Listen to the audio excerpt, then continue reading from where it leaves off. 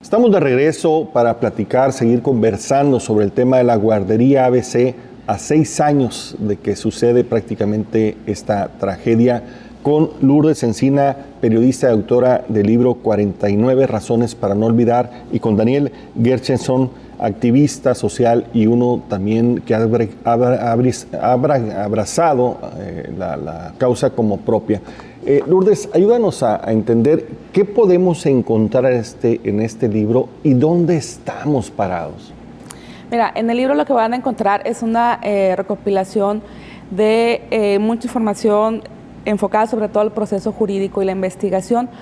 Todo lo que está en ese libro tiene sustento documental o sustento periodístico, de cobertura propia que yo he realizado durante todo este tiempo. No es una interpretación de los hechos, son los hechos tal cual. Son los hechos tal cual, exactamente. Sí van plasmadas ahí conclusiones mías, producto precisamente de la investigación que yo he realizado, una investigación periodística, quiero asentarlo. Sí va a encontrar el lector ahí algunas conclusiones mías que están sustentadas en la misma información. Pero está pensado también y hecho para que la gente saque sus propias conclusiones. Aquí están plasmados resultados de peritajes, de todos. Están plasmados declaraciones testimoniales de los procesados, cobertura de algunas diligencias en los juzgados a las que pude yo acceder, como una en la que se citó declarar a 2 de los dueños de la guardería, que fueron audiencias públicas, aunque finalmente ellos no contestaron porque tenían su derecho constitucional, pero es otro punto, ¿no? A ese tipo de audiencias en los juzgados uno puede acudir y atestiguarlas, y hay que hacerlo más porque el Poder Judicial es muy, muy opaco. Claro. Está plasmado eso. Hay entrevistas con papás, están las entrevistas con Julio César Márquez y con Juanita Luna. Yo quería llevar las dos visiones de los grupos. En ese momento Julio era todavía vocero del Movimiento 5 de Junio y Juanita Luna de Manos Unidas por Nuestros Niños. Y aunque han seguido caminos diferentes en la lucha por la justicia, porque la tragedia no se repita, finalmente van encaminados hacia lo mismo, que es eso, que haya una justicia integral que incluye varios aspectos y también que no se repita, que esto jamás se vuelva a repetir, aunque desgraciadamente, como comentaba Daniel ahorita, ha habido otros casos. Lourdes, si uno lee el libro, ¿podría entender qué pasó? Sí, uno podría entender qué pasó. Porque eso es lo que finalmente, la pregunta es qué pasó con tanto enredo, con tantas cosas tan descuidadas que se han presentado, pues mucha gente está perdida. Pasaron 6 años y no sabe dónde están. Así es. Sí, lo que se van a encontrar aquí son primero los antecedentes de cómo se constituyó el sistema de guarderías, que ya desde ahí tenía muchas deficiencias y tenía un marco legal que era muy laxo a la hora de establecer las medidas de seguridad para las guarderías. Ni siquiera había una norma oficial mexicana especial para guarderías. Había una que se compartía para estancias infantiles y de adultos mayores. O sea, el riesgo existía ahí desde el principio. Desde el principio, exactamente. Y esa norma te remitía al cumplimiento de leyes estatales y municipales que no empataban entre sí. Donde está claramente que quienes eran responsables tienen un delito que cometieron por omisión. Por omisión, exactamente, y no muy claro en algunas partes tampoco. Por ejemplo, en los reglamentos de incendios del municipio, que estaban vigentes en ese momento, no había ninguna cláusula que estipulara algo específicamente para guarderías. Entonces lo que se hacía era adaptar los requisitos para otro tipo de establecimientos, y esa es otra de las causas por la que las inspecciones que se hacían a las guarderías no eran apropiadas. Un sistema mal diseñado, con ausencias graves de los 3 niveles de gobierno. Así es. Eso en la guardería. Ahora, en la bodega que estaba de lado, que administraba el gobierno de Sonora, también había ahí varias estipulaciones que cumplir. Para empezar, tenía que, como era centro de trabajo, calificaba como centro de trabajo, tenía que haber cumplido con un sistema total de seguridad y una unidad interna de protección civil. Tenía un extintor de fuego. Estaba dentro de la guardería, y al momento del incendio había un guardia de seguridad afuera de la guardería sin llave para poder acceder. Entonces, era una locura. el lugar donde estaban establecidos los dos inmuebles tenía tremendas fallas estructurales que fueron muy decisivos a la hora de que el incendio se propagara como se propagó y que no diera tiempo además para reaccionar de una manera más rápida. Toda esa historia va aquí. Hay testimonios de familias, hay casos, por ejemplo, de familias que vivieron la tragedia de manera doble, que un niño murió y otro resultó herido. Hay casos de esos también. También eso se nos olvida, ¿no? También eso se nos olvida. La lucha de los niños sobrevivientes por recuperarse, tremenda, ¿no? que es increíble. Y se nos olvida que no solamente esta tragedia irradió a los padres, sino a las familias, a los amigos, o sea, socialmente hizo ondas que dañan a mucha gente. No es solamente 49 familias, son muchos más. Sí, yo aquí refiero a un estudio que hizo un investigador de la Universidad de Carolina del Norte, que él se dedica a estudiar el impacto que tienen tragedias en la comunidad. Entonces, él concluía que las familias inmediatas, la familia de abuelos, de tíos, las personas vecinas de la guardería, incluso buena parte de la sociedad, viven en una etapa de duelo permanente desde aquel momento. No han podido entrar a lo que se conoce como una etapa de cierre emocional, porque han tenido que estar luchando por la atención de los niños, porque las autoridades hagan su trabajo, lo cual me parece absolutamente inconcebible, que además de lo que ya pasó, porque no hicieron su trabajo en su momento, todavía ahorita los papás tengan que estar exigiendo que la PGR actúe, que el Seguro Social atienda a los niños, en fin. Es una tarea de todos los días, ¿no? Así es.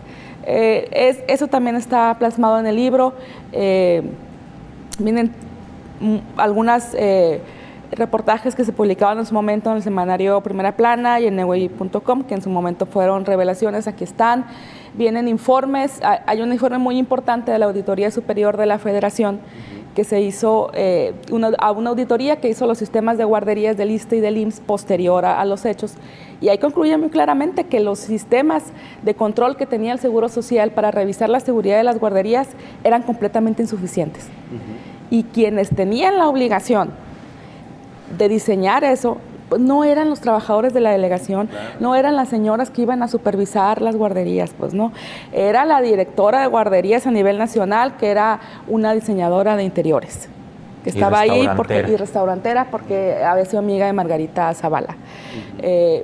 Estaba su jefe inmediato, que ese sí tenía el señor Químico Salazar, que tenía mucho tiempo ahí, pero que diseñaban las cosas desde un escritorio, ¿no? Como se acostumbra, y no se visualizaba. Y viene incluso hasta un cable de Wikileaks que aborda el tema también de la guardería. Daniel, es tremendo. O sea, aquí vemos como que tres grandes áreas de omisiones y de responsabilidades. Uno previo es un sistema mal diseñado, con muchas áreas abiertas al riesgo, que desafortunadamente se concretó el 5 de junio. La segunda, una investigación viciada, mal hecha, enredada, donde hay claras responsabilidades de quienes en ese momento eran los responsables de la investigación. Y tercera, ninguna consecuencia más allá. La impartición de justicia se ha quedado en el aire, ¿no? Y tal vez lo más duro de todo esto, unas familias que siguen todos los días peleando no solamente justicia, sino sacar adelante a muchos de los niños que quedaron sobrevivientes. Es algo indignante, ¿no? Marco, yo me iría todavía más lejos. Yo creo que hay que asignarle nombres y apellidos. O sea, esta tragedia, este crimen sin castigo, este incendio totalmente prevenible, en el cual se pudieron haber salvado quizás todos los niños o casi todos. Por supuesto. Tiene responsables. Debe haber sido una anécdota nada más de cómo respondió bien el sistema, ¿no? Así es. Y creo que, si como bien dijo alguien, y esto ya se ha vuelto cliché, ¿no? Quien no recuerda el pasado está condenado a repetirlo, pues eso es algo que está sucediendo en nuestro país. Sigue habiendo muertes de niños, muertes innecesarias, muertes estúpidas. Sigue existiendo este tema de la voracidad. Menciona Lourdes a esta persona, que era la coordinadora de guarderías, a quien durante algún tiempo estuvo estacionada, me parece que en Conaculta, y entonces empezó a tener problemas con la persona encargada de Conaculta, que en ese momento era Sergio Vela, que era un amigo muy cercano de Felipe Calderón, porque habían ido juntos a la escuela, etcétera.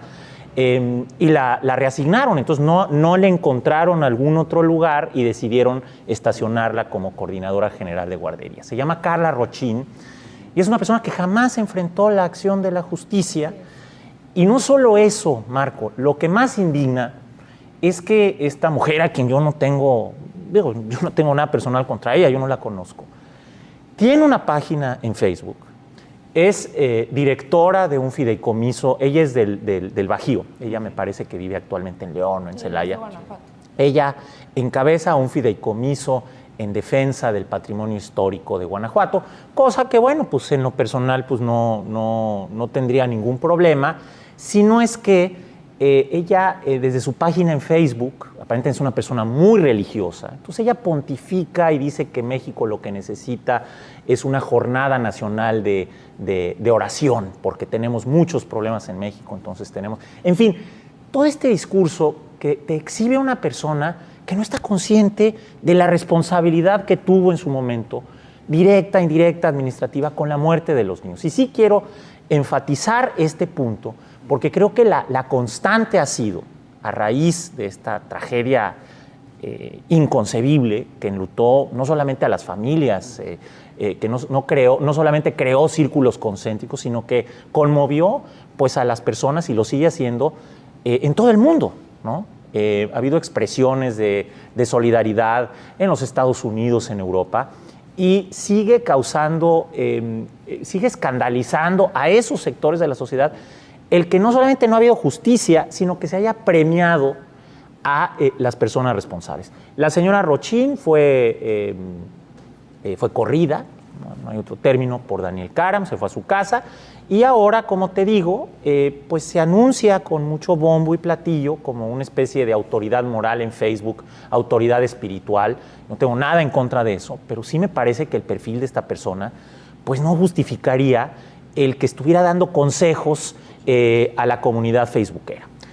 Tomo otro ejemplo.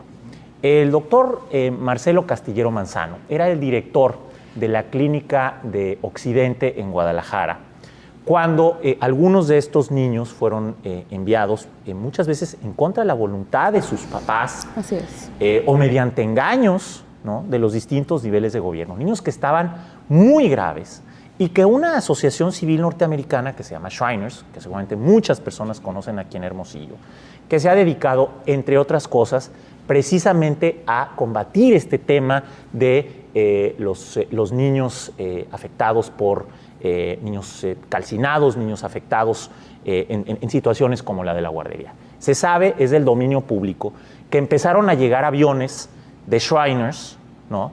Y que estas personas, es una organización altruista. Sí, sí.